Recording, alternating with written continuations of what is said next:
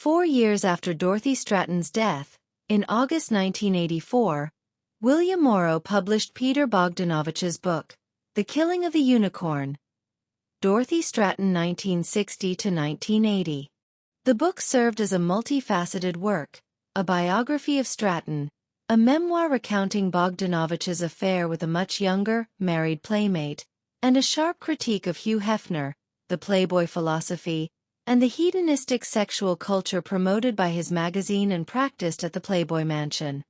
The most contentious accusation within the book was Bogdanovich's claim that Hefner had sexually assaulted Stratten, then 18 years old, in August 1978.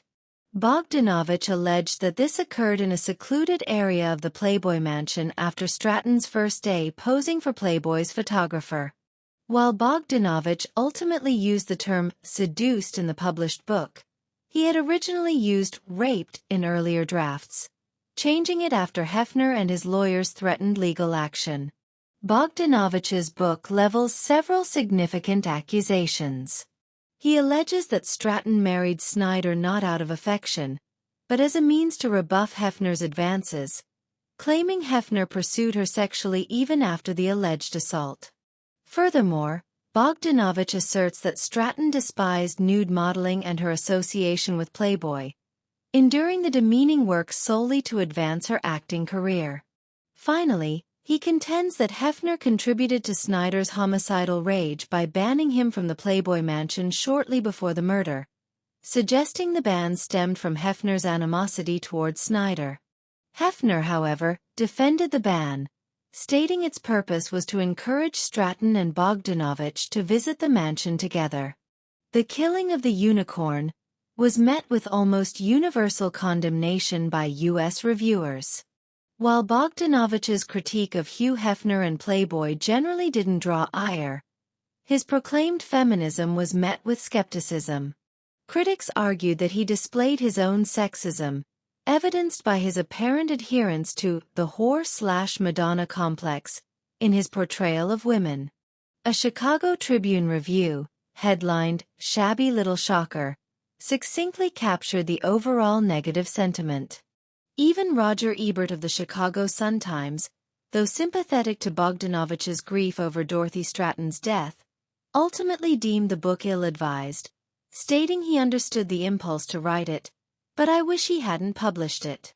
In contrast to this critical reception, Hefner, 33 years Stratten's senior, publicly portrayed their relationship as a friendship, positioning himself as a father figure in the immediate aftermath of her murder.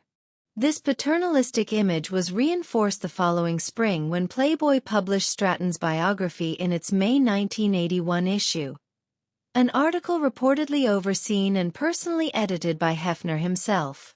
Following the release of The Killing of the Unicorn, Hefner, in 1985, finally acknowledged a key detail in Bogdanovich's accusation regarding his relationship with Stratten. He admitted that shortly after Stratten's arrival in Los Angeles, they had shared a nude jacuzzi soak at the Playboy Mansion, the very location where Bogdanovich alleged the assault took place. However, in the same interview, while conceding they had hugged in the jacuzzi, Hefner maintained that he had not forced himself upon Stratten. He further denied ever making any advances towards her, despite his public image, claiming his sexual interest in Stratten ceased in the jacuzzi after learning she intended to become engaged. This jacuzzi conversation reportedly occurred about 2 months before Hefner met Snider. Dorothy Stratten's tragic story has been explored in several works of art. 2 films dramatized her murder: the 1981 made-for-television movie Death of a Centerfold, The Dorothy Stratten Story, starring Jamie Lee Curtis as Stratten and Bruce Weitz as Paul Snider, and Bob Fosse's 1983 feature film Star 80, with Mariel Hemingway as Stratten and Eric Roberts as Snider. Film critic Vincent Canby, in 1983, remarked on Stratten's potential, noting she possessed a charming screen presence and might possibly have become a first-rate comedienne with time and work. Stratten's impact extended beyond the screen. In December 1988, director Peter Bogdanovich, who had financially supported Stratton's sister Louise after her death, married Louise, who was then 20 years old to his 49. They divorced in 2001 after 13 years of marriage. Musically, Stratton's memory has been honored in several songs. Bryan Adams dedicated The Best Was Yet to Come to her on his 1983 album Cuts Like a Knife, and co-wrote Cover Girl for Prism's All the Best from Prism, 1980.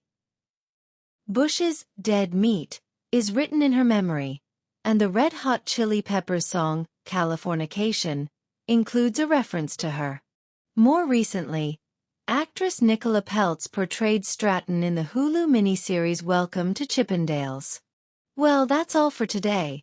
If this story resonates with you and you would like to see more such content, subscribe to the channel and give the video a like, and do write in the comment what other videos you would like to see in the future. Thanks for watching. I will see you in the next one.